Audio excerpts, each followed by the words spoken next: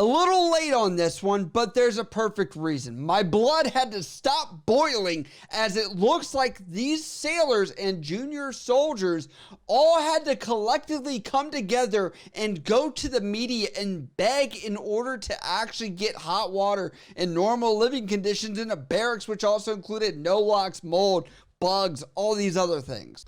The Reddit post says, no hot water in Walter Reed Barracks for over a year. And this is written by Starving Sailor. It says, I'm seriously at my breaking point. For over a year, we've had no hot water in the barracks and no one cares. The complaint made it all the way up to the triad, who said it would be taken care of.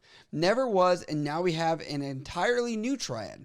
The only actual response I've heard to, quotations, when is this going to be fixed, were quotations, they're still bidding a contract to fix it and have been for a year. And quotations, hot water is redirected to other buildings because you guys having hot water isn't mission essential. I've been working in a hospital during a pandemic, providing care for dignitaries, and having a hot or even lukewarm shower is, quotations, not mission essential.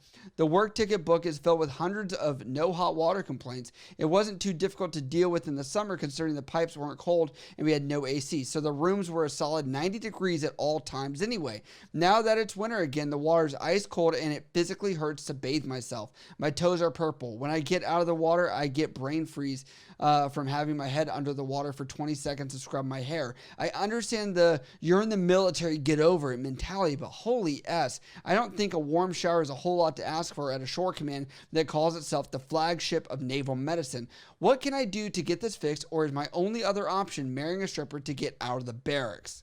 Now, this was first noted by myself over on Instagram looking at Chief Khan, former Chief Khan, as he was sharing this Reddit post going everywhere, and it looks like Navy Times has picked it up to discuss a little bit more, and this applied pressure to the commanding officer. He says, we just discovered a problem with our reporting process from some of our people who were not taking care of these trouble tickets the right way, and we screwed that up. Schweitzer said in a recording of the town hall obtained by Navy Times, he took command of the base in May 2021. Doesn't this story sound a little bit familiar? Maybe Angry Cops covered this same exact thing in base housing with contracts where people were falsely putting these contracts or these tickets, I should say, and saying, yes, we're doing them faster than you wanted, and they are done when they really weren't. So what was happening? I really want to know that down and dirty. What was going on with this ticket system? Also, I wanted to note from this article from Navy Times, they talk about these situations with corpsmen and medics, and the corpsmen and medics said this. Those who spoke with Navy Times requested anonymity as they feared being punished for publicly speaking about their situation. We're talking about locks on doors, hot water, appropriate just AC, which by the way, per instruction, if it's 95 degrees in the rooms, is already out of bounds or unacceptable. There are regulations and guidance which go with this. Now, with this, has the command tried to go around certain issues and work their way through this? Yes, because there are solutions. Some of them are not that great, I'll be honest with you. And this is not a new issue. It does look like the commanding officer here mentions that these tickets have been an issue with the hot water for over the past 6 years. 6. So yes, I'll give this CEO a little break here when I say yes, he is a new guy that's been here about a year. Some of the fixes that they offered were sleeping on cots and lower levels of the building when it was too hot. Okay, that is a fix, but I'm also like, there should be a better solution. We have rooms upstairs that they should be able to use. When we took the term 3 hot meals on a cot, that wasn't a literal translation. Now, at this town hall meeting, the commanding officer does break down some of the issues and problems and is a little bit more transparent. There's a lot of red tape, but he responds with this. He says, I understand you're not here because you're excited or happy. He then goes and say, will not take repercussions against anyone who says anything or complains about anything. That should be the case everywhere. I hope that this is not just for this, but people should feel like they can complain about their living conditions. The article goes on to say a main issue there has to do with the building's mixing valve, which ensures that hot water is at the right temperature. In quotations, the CEO says, there were some engineering decisions that were made in the building that do not support the population that's in the building right now. Sounds like a cost-cutting measure. The people that aren't supposed to be in here are going to fit in here because we need them to fit in here to see the patients. But the system is now overloaded and they can't even do basic functions of life. They go on to say, fixing such problems isn't a matter of just finding a contractor and cutting a check. Schweitzer said, nothing that one contractor slated to make repairs to Comfort Hall ultimately backed out. And he goes on to say, these aren't excuses, folks. I just want you to understand that what we sometimes have to deal with to make what seems to be an easy repair, Schweitzer said. It's not as easy as having the plumber come in and change out a valve or quickly fix the system. That's just our reality, unfortunately. Now, to fix some of these problems, along with like the cot situation, the water, they've said, oh, if we don't have hot water in the barracks, you can go to the gym.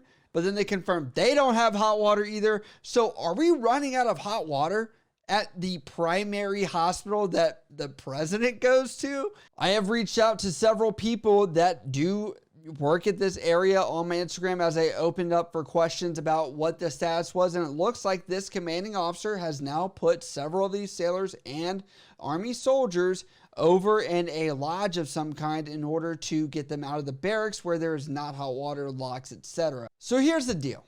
These people have nowhere else to go. This is Bethesda, Maryland, near the nation's capital, and literally at a place where a lot of massive decisions get made.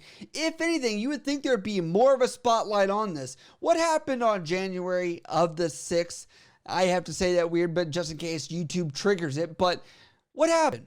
National Guard ends up staying or sleeping in a parking garage, which really wasn't the case, but we found out later. But looking at this, these guys don't have a choice of going anywhere. Those National Guardsmen actually had hotel rooms. I could actually give some credit to that because the National Guard was springing into action without preparation for an inauguration for a city that was already going to have pretty much every hotel booked.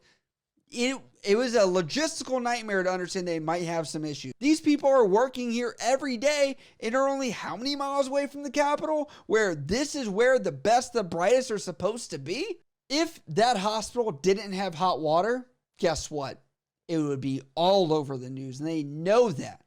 But, you can't treat patients unless you have medical staff. If your medical staff are pissed off, no hot water, no locks, and are being treated like this, they're probably not going to deliver the best care, right? Like that is a very basic fundamental thing. Leadership works for junior people, not junior people working for leadership. And I know this CEO, he is not sitting here over the past 5-6 years as the primary source. There's a lot of breakdown. Whoever processed these tickets, right? Like, let's be honest here. It's, yes, the CEO is overall seeing, but there's lower levels of this that are just frustrating to me. And my criticism of this is a little bit of the accountability that I know darn well these junior service members were made to field day, clean up, make it spick and span, buy their cleaning material, by the way, because God forbid they actually have some good stuff. Those brownies, they don't really work that well. Another bad contract, but they're expected to shine this turd. I'll call it a turd because it's not the best place or not a suitable place. They're expected to shine a turd so it looks pretty or might look okay. But if it doesn't work, it doesn't matter. Imagine if I lived in any place that I rented. Here we are with 5 or 6 years, going on 7 years right now of no hot water. That is easily, you could be like, I'm going to take you to court and tell you you didn't pay me some money. I have no hot water. Someone's going to be held accountable because if I'm being made to live there, something should happen. Now, obviously, I don't think these people are going to be able to sue the military or whatever. I'm not a JAG person, but when I look at it, I'm just like, you take the military context out of it, now they did put them in a lodge. I'll give kudos there. What's going to happen, because this sounds like this is a long time of red tape unless there's some stars and shiny people and high up politicians and whoever else getting this pushed any faster. How long are they going to be authorized to live in the lodge? How long is that going to be? You guys have influence as junior people to make a difference. Hold accountability. Your voices will be heard. Written emails to your LPO, to your chief, as you work your way through that chain of command, the department head. And if you don't get anything with that, and you guys have all compiled your stuff, I want you to make an IG complaint if you ever have issues like this again. What is sad about this is just one example. There are others in the military right now. Granted, there are also good examples, but this is not out of the normal for some places, and that's why I'm addressing. I'd like to know, what do you guys think about this? What are your thoughts?